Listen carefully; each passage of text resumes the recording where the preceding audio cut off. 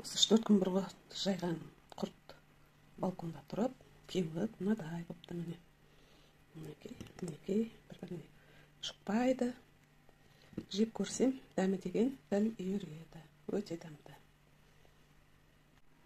Бұл құрт әрі жұп-жұмсақ кепкен құрт болғанымен, міне қолмен үстім, осындай жұмсақ құрт. Құрт жасап қойдым. Өте дәмді дәмі. Кептіруге енді балконға барып қоямын. Құрт қайнаға алынбаған сүттен үй жағдайында ашытылды, көп емес.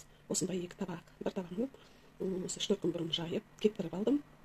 Қалғанын бүгін жайып отырмын осы табаққа.